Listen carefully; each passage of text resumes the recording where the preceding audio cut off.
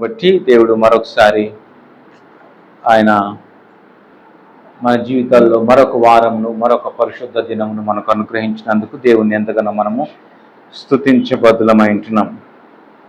ఈ యొక్క సమయంలో దేవుని వాక్యంలోనికి మనం త్వరగా వెళ్ళిపోదాం. రోమీలకు రాసిన పత్రిక 12వ అధ్యాయము. రోమీలకు రాసిన పత్రిక 12వ అధ్యాయము 3వ వచనమును చూద్దాం.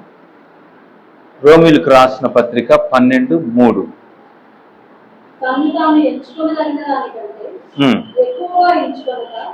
దేవుడు ఒక్కొక్కరిని విభజించి ఇచ్చిన విశ్వాస పరిమాణ ప్రకారము స్వస్థ బుద్ధి గలవాడగుటకై తగిన రీతిగా తన్ను ఎంచుకొనవలనని నాకు అనుగ్రహింపబడిన కృపను బట్టి మీలోనున్న ప్రతి వానితోనూ చెప్పుచున్నాను. హల్లెలూయా, హల్లెలూయా.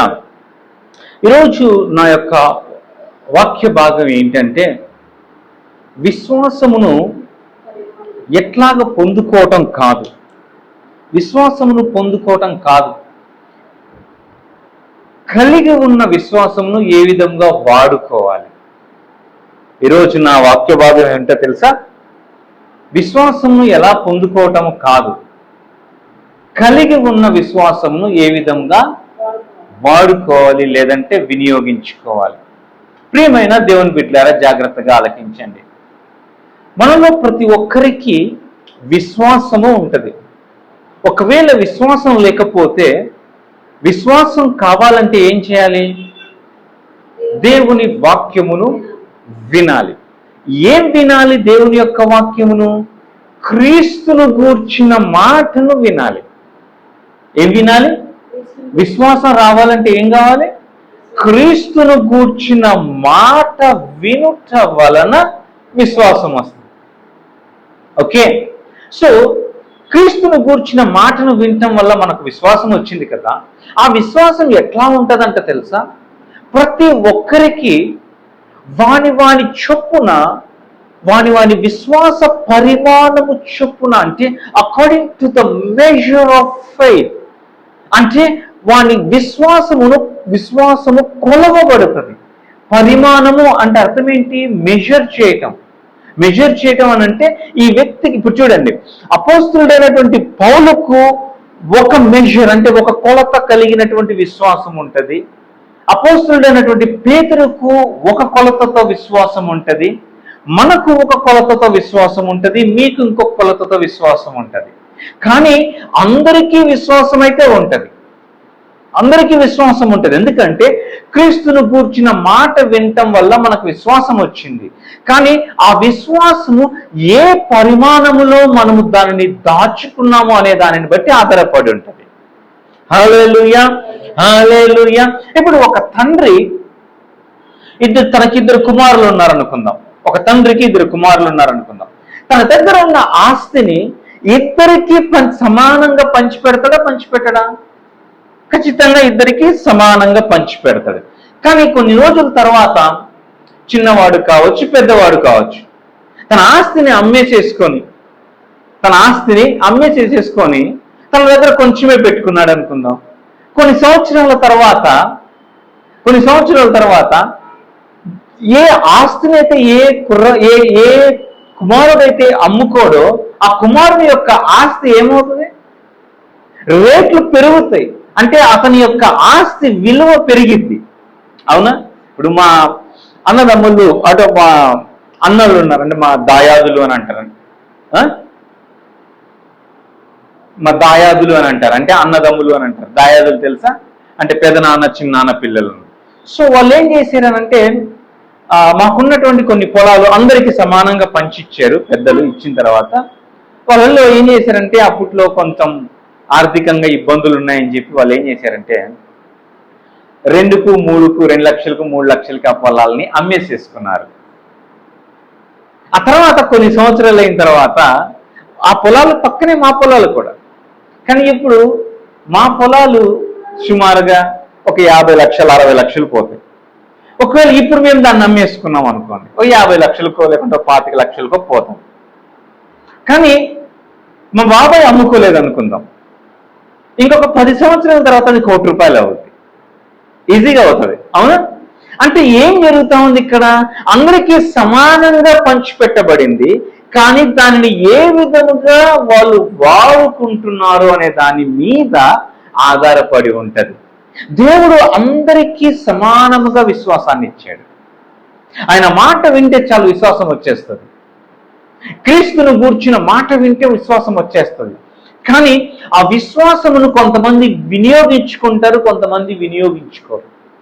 వినియోగించుకున్నవాడు దేవుని యొక్క ఆశీర్వాదములను, దేవుని యొక్క అద్భుతాలను, దేవుని యొక్క ఏమంటారు దీవెనలు, వీటన్నిటిని అనుభవిస్తూ ఉంటాడు.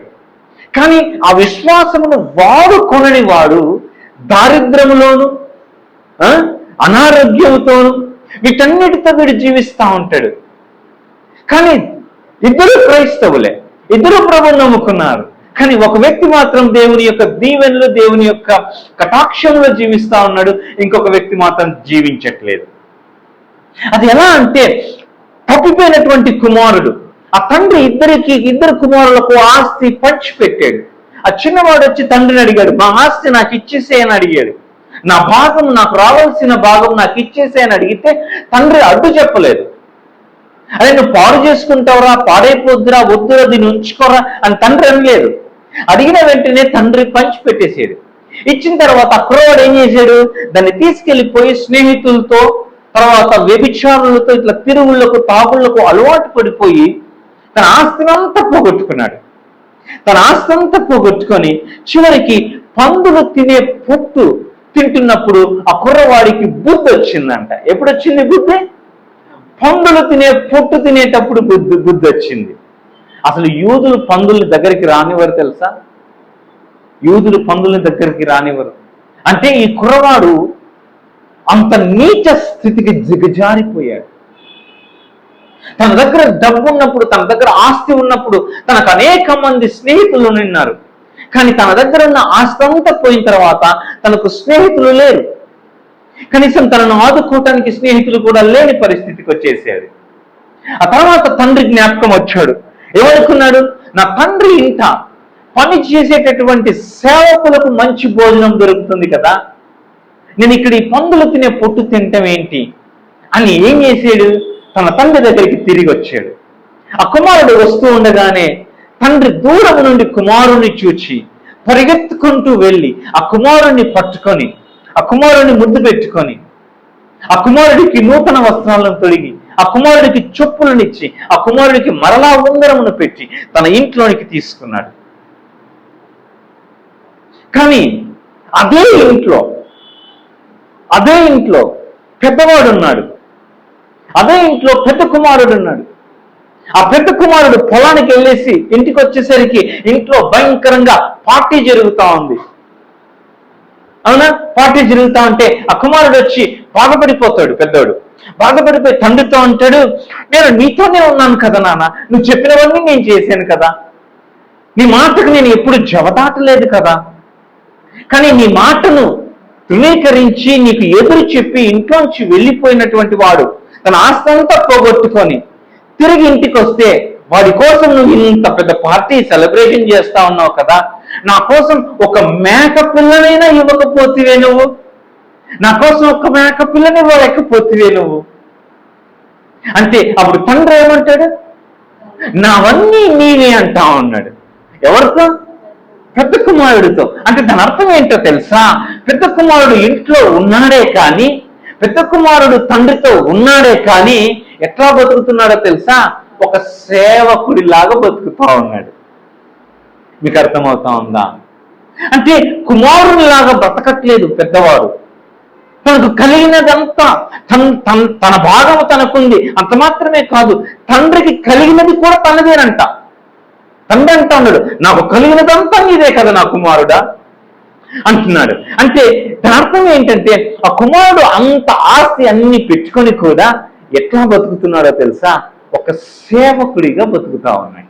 అంటే ఇంట్లో పని చేసేటటువంటి ఒక పనివాణిలాగా బతుకుతా ఉన్నాడు.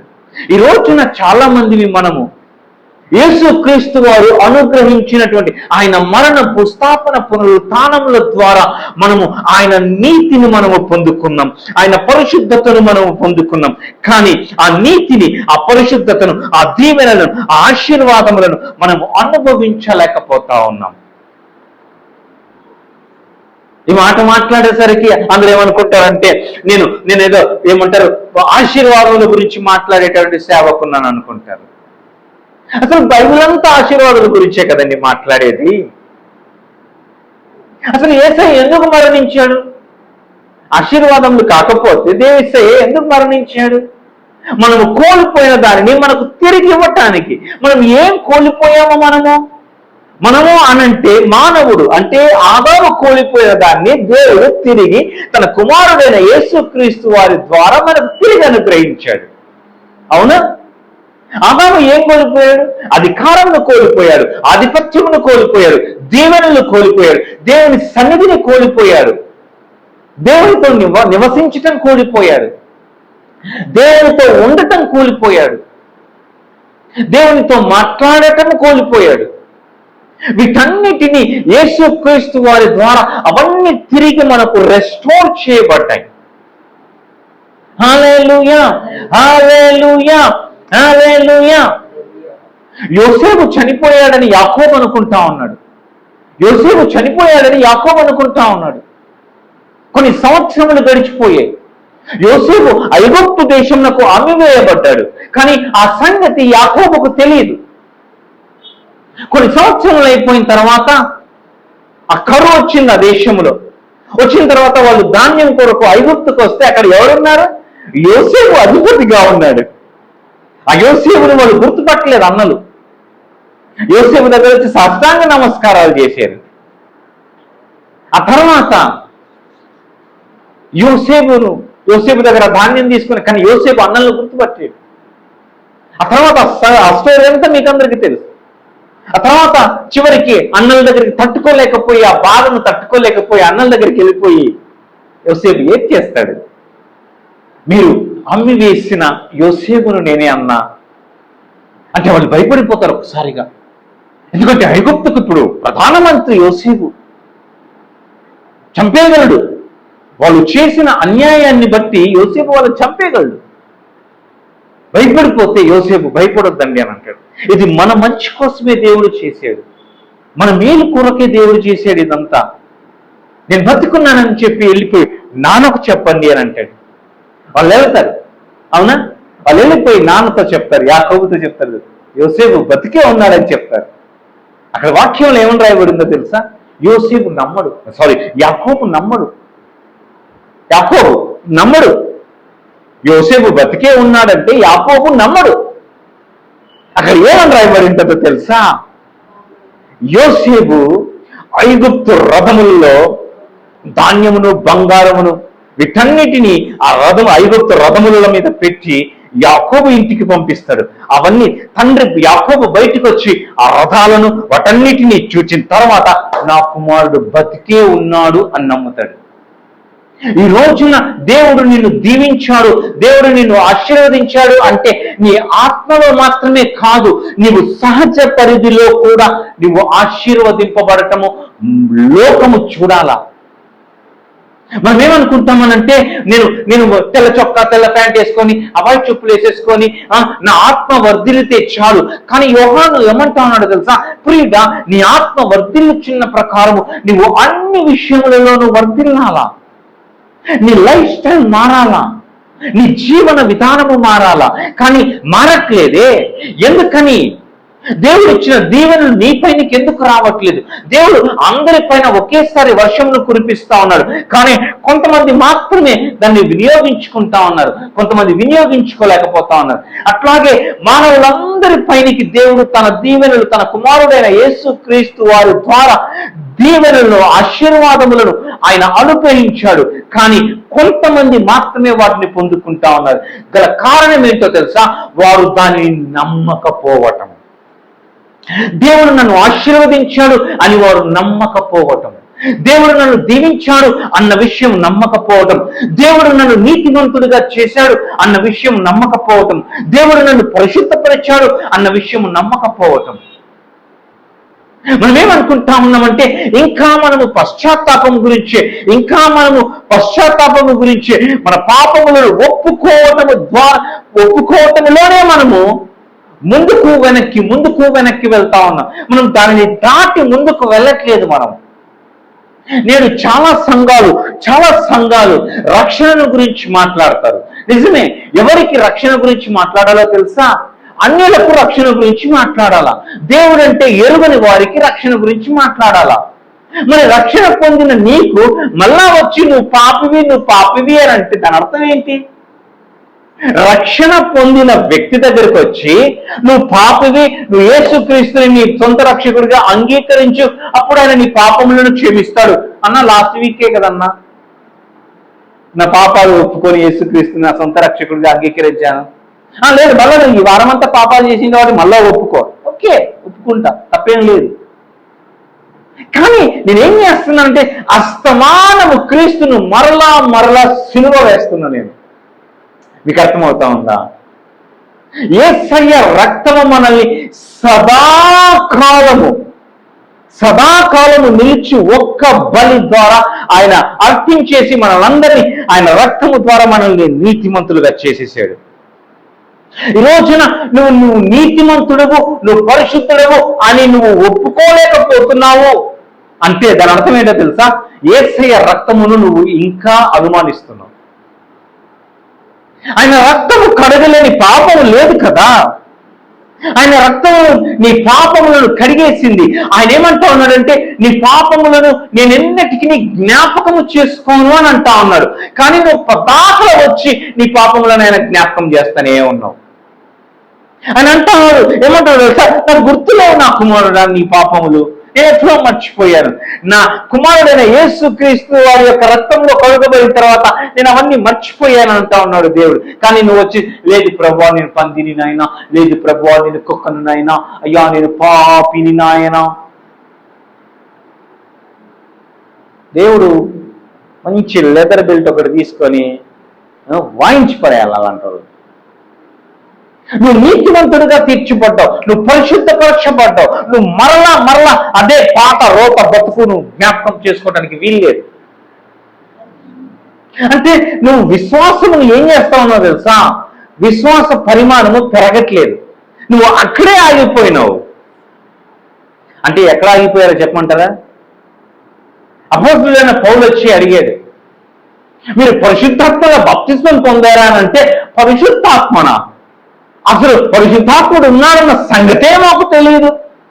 మరి మీరు ఏ బాప్తిస్మం పొందారు? మీరు అంటే మేము యోహాను బాప్తిస్మం పొందాము. మేము యోహాను బాప్తిస్మం దేనికి? యోహాను బాప్తిస్మం మారు మనసు నిమిత్తము యోహాను బాప్తిస్మము. యోహానే అన్నాడు కదా స్వయంగా, నేను మారు మనసు నిమిత్తము బాప్తిస్మం ఇస్తున్నాను, కానీ నా వెనక వచ్చేవాడు మీకు అగ్నిలోనూ పరిశుద్ధాత్మలో మీకు బాప్తిస్మం ఇస్తాడు. హలో, హల్లెలూయా, హల్లెలూయా. పరిశుద్ధాత్ముడు వచ్చినప్పుడు ఏం చేస్తాడో తెలుసా? ఆయన నీతిని గూర్చి మనల్ని ఒప్పింపజేస్తాడు. ఆయన మన పాపములను పరిశుద్ధాత్ముడు వచ్చిన తర్వాత ఆయన మన పాపములను ఒప్పింపజేస్తాడు. ఎప్పుడు ఒప్పింపజేస్తాడో తెలుసా? మనం అన్యులముగా ఉన్నప్పుడు, మనం ఇంకా రక్షణ పొందక మునుపు ఆయన మన పాపములను జ్ఞాపకము చేసి, ప్రభువా నేను పాపిని నాయన అని ఆయన ఒప్పింపజేస్తాడు. యోహాను పత్రిక 1వ అధ్యాయం 9వ వచనం ప్రకారం, నాకు పాపము లేదని ఎవరైనా అనుకుంటే వాడిని వాడు మోసం చేసుకుంటున్నట్లంట. ప్రతి ఒక్కరికి పాపం ఉంది, కానీ ఆ పాపమును ఒప్పింపజేస్తాడు పరిశుద్ధాత్ముడు. నువ్వు ఎప్పుడైతే ఆ పాపమును ఒప్పుకున్న తర్వాత, ఇప్పుడు యేసయ్య రక్తం విశ్వాసము ద్వారా యేసయ్య రక్తములో నువ్వు కడుగబడి నువ్వు నీతిమంతుడిగా పరిశుద్ధుడిగా తీర్చబడిన తర్వాత, ఇప్పుడు పరిశుద్ధాత్ముడు మళ్ళా వచ్చి నీకు పాపాలను జ్ఞాపకం చేయడు. మరి ఏం చేస్తాడనంటే ఆయన నీతిని గురించి నీకు జ్ఞాపకం చేస్తాడు. ఆయన నిన్ను నీతిని గురించి ఒప్పింపజేస్తాడు. ఏంటివన్నీ నా సొంత మాటలు చెప్తున్నాను అనుకుంటా ఉన్నారా? చూపిమంటారా రెఫరెన్సులు? యోహాను సువార్తలోనికి రండి. యోహాను సువార్త 16వ అధ్యాయం. నేను వెళ్ళిపోవడం వలన మీకు ప్రయోజనకరము, నేను వెళ్ళిన ఎడల ఆదరణకర్త మీ యొద్దకు రాడు. వెళ్ళని ఎడల ఆదరణకర్త మీ యొద్దకు రాడు. నేను వెళ్ళిన ఎడల ఆయన మీ యొద్దకు పంపుదును. చూసారా, యేసు ప్రభువు వారు పరిశుద్ధాత్మను గురించి మాట్లాడుతా ఉన్నాడు. పరిశుద్ధాత్మను ఏమంటా ఉన్నాడంటే వేరొక ఆదరణకర్త అంటే పారాక్లిటోస్. పారా అంటే అనదర్ అంటే ఇంకొక అని అర్థము.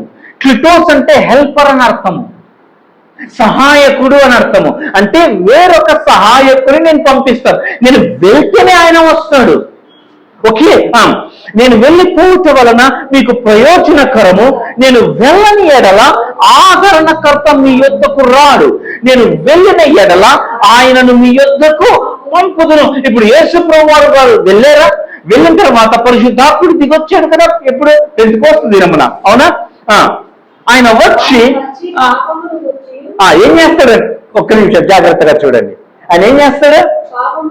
పాపమును గూర్చి, నీతిని గూర్చి, తీర్పును గూర్చి. హల్లెలూయా! పాపమును గూర్చి, నీతిని గూర్చి, తర్వాత తీర్పును గూర్చి. ఓకేనా? ఇప్పుడు దాని వివరణ ఇస్తారు చూడండి. లోకులు నా యందు విశ్వాసం ఉంచలేదు. లోకులు నా యందు విశ్వాసం ఉంచలేదు. అమ్మా ఇప్పుడు చెప్పండి, అసలు మీరు దేవుని విశ్వసించారా, విశ్వసించలేదా? విశ్వసించారు, అవునా? దేవుడు యేసుక్రీస్తు దేవుడిని నమ్ముతున్నారు కదా.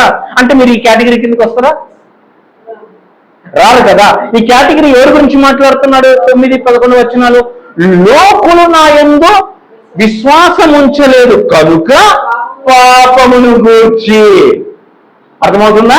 క్లియర్ గా ఉందా? ఇంత క్లియర్ గా బైబిల్లో రాయబడిన తర్వాత కూడా మనం పాపిని ప్రభువా, పాపిని ప్రభువా అని ప్రార్థన చేస్తే ఎట్లాగండి? ఏమంటా ఉన్నాడు? లోకులు అంటే లోకులు అంటే ఎవరు? ప్రభువుని ఎరుగని వాళ్ళు, లోకంలో జీవించేవాళ్ళు. నా యందు విశ్వాసం ఉంచలేదు కాబట్టి వాళ్ళను పాపమును గూర్చి నేను తండ్రి యొద్దకు వెలుట వలన మీరిక. చూడండి, మీరు అంటే ఎవరి గురించి మాట్లాడుతా ఉన్నాడు? శిష్యుల గురించి మాట్లాడుతా ఉన్నాడు. శిష్యులకు రక్షణ ఉందా లేదా? ఇప్పుడు మనం ఎవరు? మనం యేసుక్రీస్తు వారి శిష్యులమా కాదా? కాదన్నా, నేను విశ్వాసం అంటే అని ఏమన్నాడు? మీరు భూతి వింతముల వరకు వెళ్ళి నా నామమున చేయుడి అన్నాడు. కానీ నాకు విశ్వాసులుగా, నాకు పనులుగా చేయమని అడగలా. మనమందరం ఆయన శిష్యులము. విశ్వాసులం అనేది తర్వాత, మొదట మనం ఆయన శిష్యులము. ఓకేనా? అంటే మనకు రక్షణ వచ్చింది. ఇప్పుడు మనకేమంటున్నాడు అంటే మనము కూడా శిష్యులమే కదా. ఓకేనా? ఏమంటా ఉన్నాడు? నేను తండ్రి యొద్దకు వెలుట వలన మీరు ఇక నన్ను చూడరు కనుక. దేని గురించి? పాపముల గురించి చెప్తాడా? మీకు అర్థమవుతుందండి నేను చెప్పేది? పాపమును గూర్చి లోకులను ఒప్పింపజేస్తాడు పరిశుద్ధాత్ముడు. నీతిని గూర్చి నిన్ను ఒప్పింపజేస్తాడు, నన్ను ఒప్పింపజేస్తాడు. ఈ లోకాధికారి తీర్పు పొంది ఉన్నాడు కనుక తీర్పు ఎవరి గురించి అంటే ఎవరు? సాతానుడు. సాతానుడు కొరకు తీర్పు. నీ కోసం నా కోసం కాదు దేవుడు తీర్పు పెట్టింది. సాతానుడి కొరకు అగ్నిగుండమును తయారు చేసింది, అగ్నిగుండమును సిద్ధపరిచింది దేవుడు. ఎవరి కొరకు?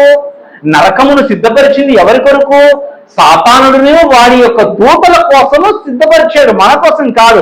కానీ మనం వాడిని ఫాలో అయిపోతా ఉన్నాం కాబట్టి మనము కూడా నరకంలోనికి వెళ్ళిపోతా ఉన్నాం. అందుకే యేసయ్య వచ్చి మనలతో మాట్లాడి, అయ్యా బాబు మీరు వెళ్ళకూడదురా బాబు, అది వారి కోసం తయారు చేసిందిరా నరకము అని నా లాంటి వాళ్ళని పంపించి లోకమును ఒప్పింపజేస్తా ఉంటే నమ్మేవాళ్ళు నమ్ముతున్నారు, నమ్మని వాళ్ళు నరకానికి వెళ్తా ఉన్నారు.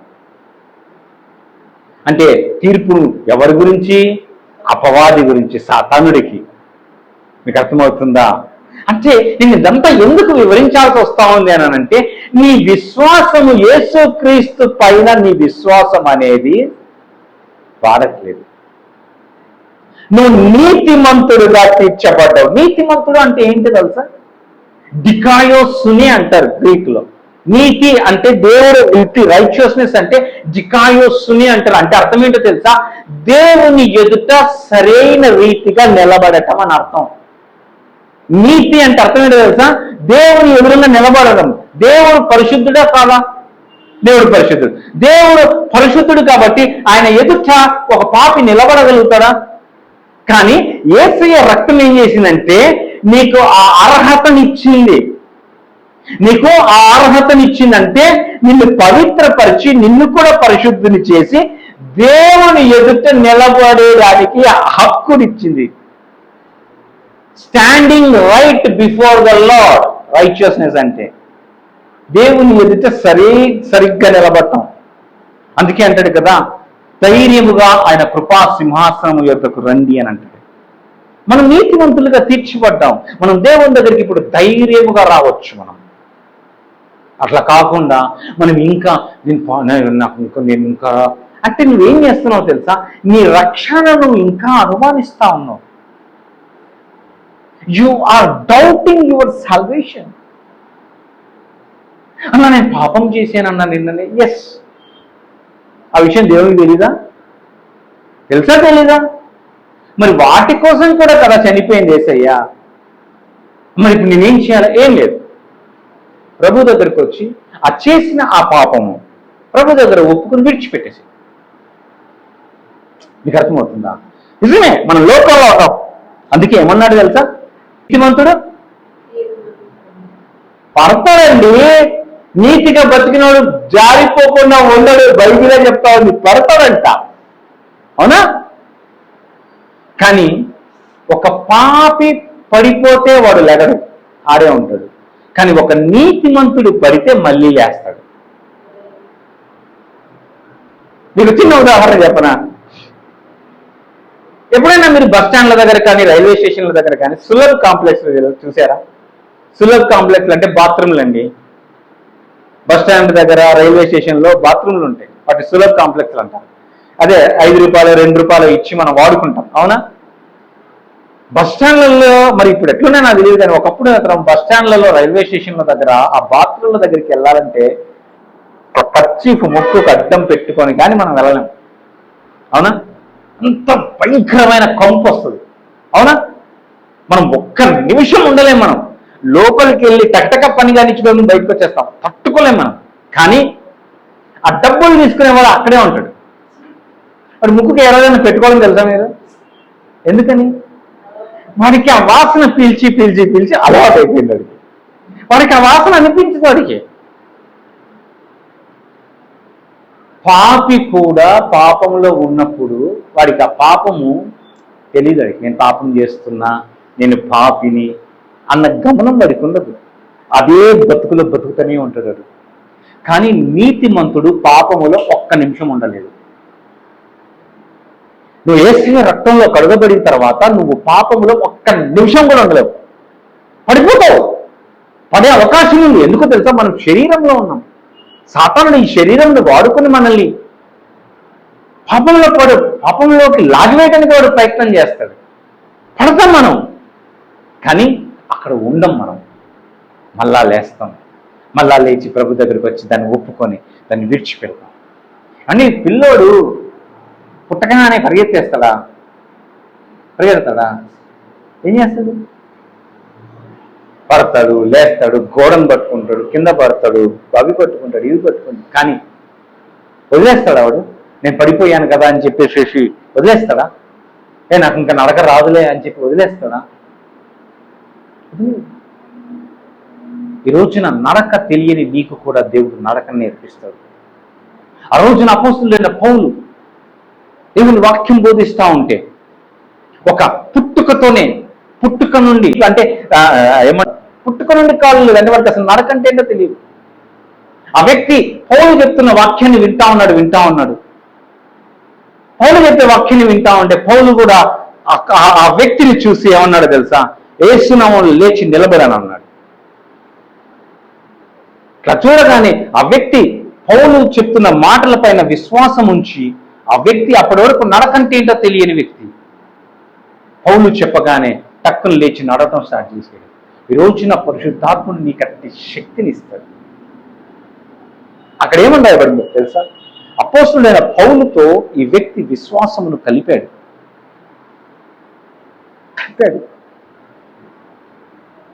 అంటే తన విశ్వాసమును ఏం చేశాడు?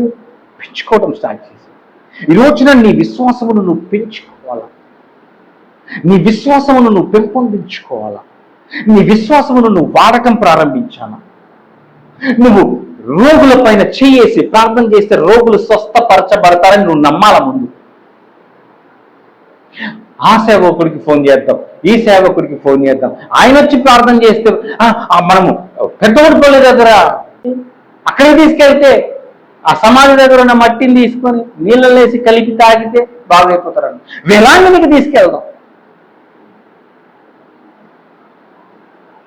గుణములకు తీసుకెళ్దాం, వేలాంగినికి తీసుకెళ్దాం. దేవుడు ఏమన్నా అట్లేమన్నా స్పెషల్గా చెప్పాడా? లేకుంటే నమ్మిన వారి ఎడల ఈ సూచక క్రియలు కనపడును అని అన్నాడు. అంటే ఆ నమ్మిన వారిలో నువ్వు లేవనేగా అర్థం. నువ్వు ఇంకొక నమ్మిన వారి, ఇంకొక నమ్మిన వ్యక్తి పైన నువ్వు ఆధారపడుతున్నావు అంటే నీలో నమ్మకం లేనట్లేగా. ఈరోజు మీ రెక్కడేస్తున్నానా మీ విశ్వాసాలని? నువ్వు చేయి పెట్టి ప్రార్థన చేసిన రోగి స్వస్థపరచబడతాడు, నువ్వు ప్రార్థన చేసిన కార్యాలు జరుగుతాయి. హల్లెలూయా, హల్లెలూయా. కావాల్సిందల్లా ఏంటో తెలుసా? విశ్వాసమును వాడటం. ఎట్లాగా వాడతాం విశ్వాసమును? విశ్వాసమును వాడటం అంటే ఏంటి? ఏ విధంగా మనం విశ్వాసమును వాడతాం? వాక్యమును తీసుకుని మాట్లాడటము ద్వారా. ఆ రోజున దేవుడు ఏమన్నాడు? ఈ బండ దగ్గర నించుని ఈ బండతో మాట్లాడు మోషే, ఆ బండ నీకు నీళ్ళు ఇస్తాయి అని అంటే, ఆ రోజున మోషే ఆ బండ దగ్గరికి వెళ్ళిపోయి మాట్లాడలేదు. ఏం చేసేది? కొట్టాడు. అంటే నమ్మకం లేదు. మాట్లాడితే బండ నీళ్ళు ఇచ్చేస్తుందా? పోయినసారి కొడితే కదా నీళ్ళు వచ్చాయి, ఈసారి మాట్లాడితే ఎట్లాగిస్తాయి? అందుకే ఆ విశ్వాసాన్ని దేవుడు వెరక్కొట్టడం కోసమే మార్క్స్ వార్త 11వ అధ్యాయం దగ్గరికి రాగానే ఎవరినైనా ఈ కొండను చూసి ఎవరినైనా అంటే ఎవరినైనా అంతే,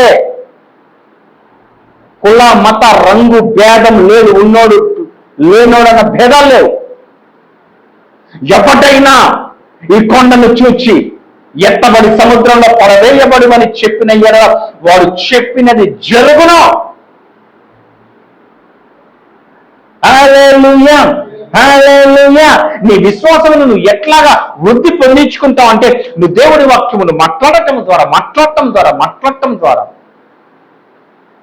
నీ పరిస్థితుల పైన కూర్చో, నీ పరిస్థితులు నీ ఎదురుగా ఉంటాయి, నీ పరిస్థితుల ఎదురుగా కుర్చీ వేసుకొని కూర్చొని మాట్లాడు చేస్తున్నామములో.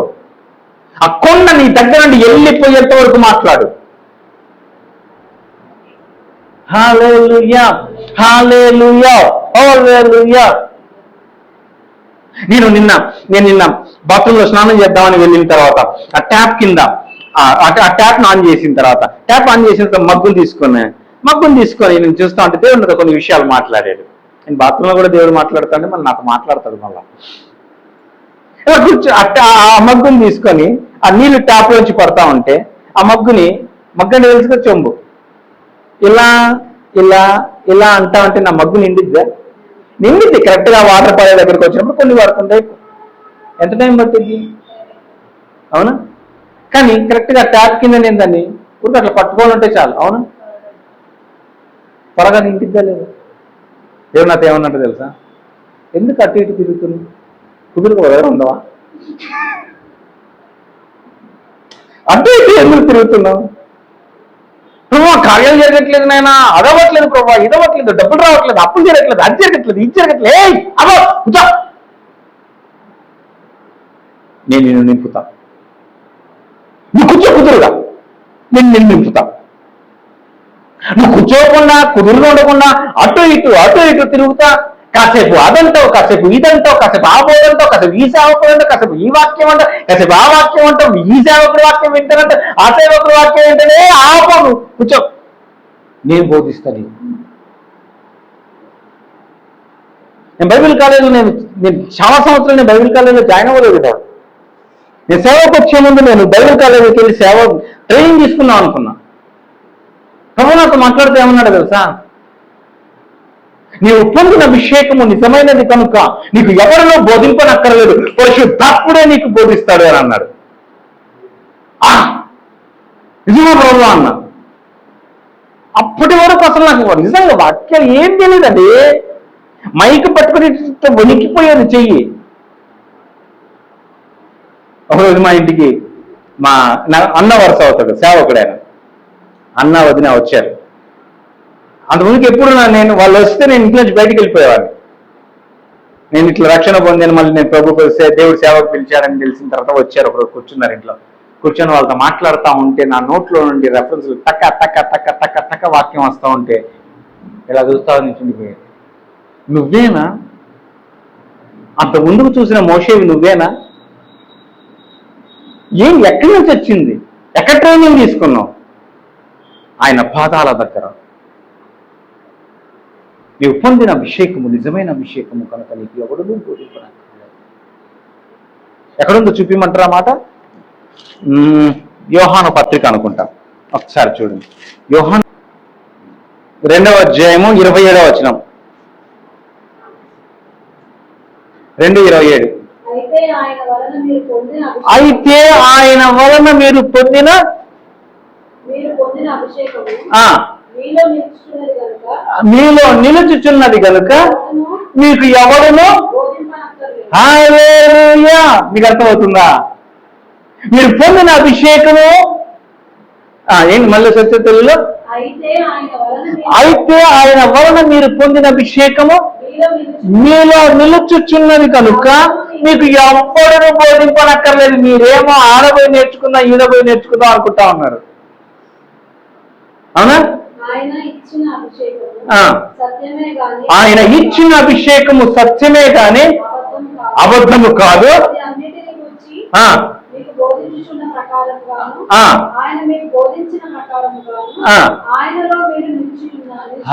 హల్లెలూయా, హల్లెలూయా. మనం ఏమనుకుంటామంటే వాక్యం తెలియాలంటే బైబిల్ ట్రైనింగ్కి వెళ్ళాలనుకుంటాం.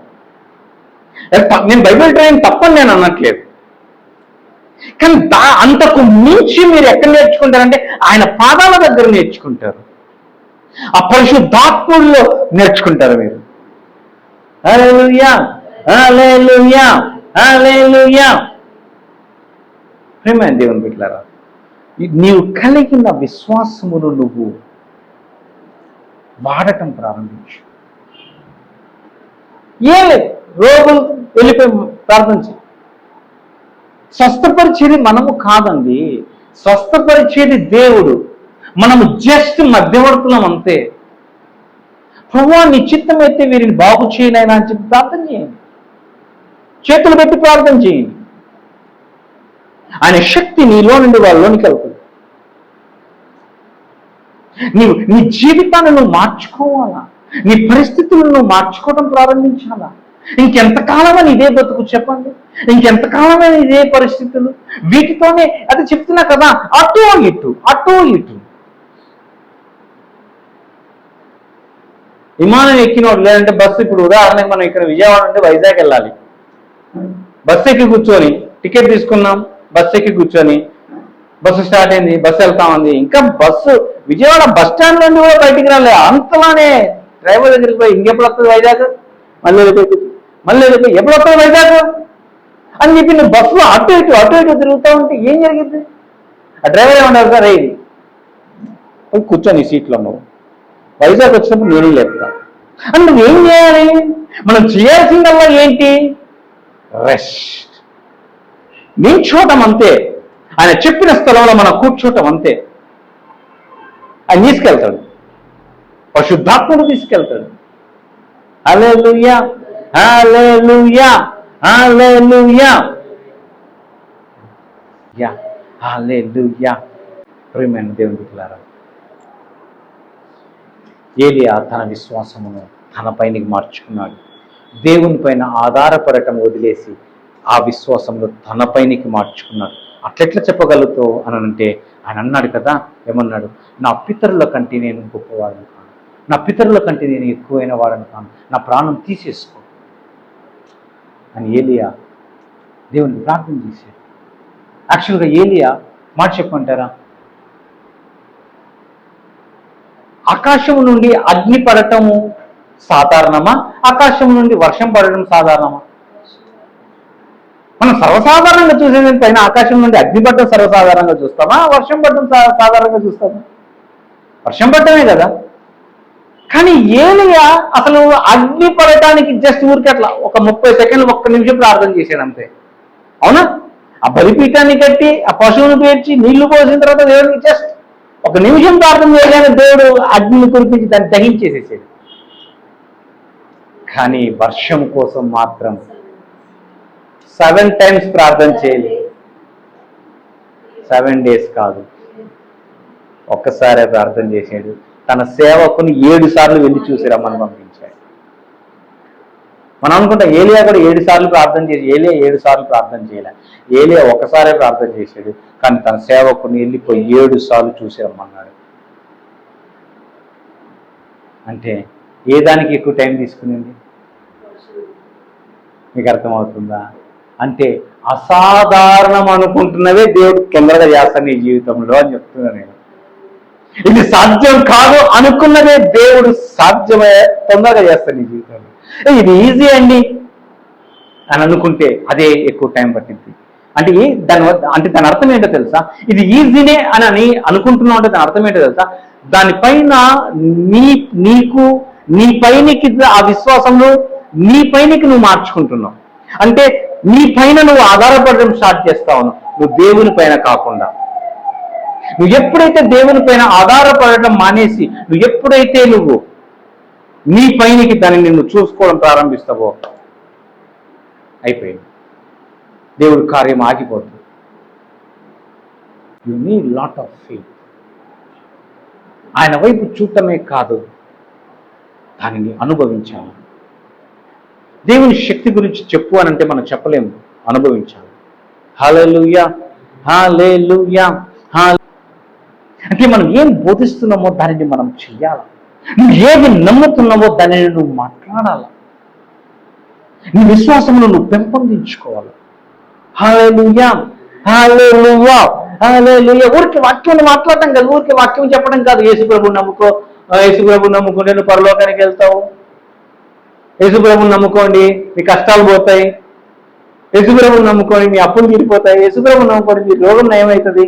నిజమే, కానీ చూపి వాళ్ళకి నువ్వు ఆ చేసి చూపి. మీకు అర్థమవుతుందా? ఈరోజు నా దేవుడు మీతో మాట్లాడాడని నేను నమ్ముతాను. నీ విశ్వాసాన్ని పెంచు, నీ విశ్వాసాన్ని వృద్ధి పొందించు.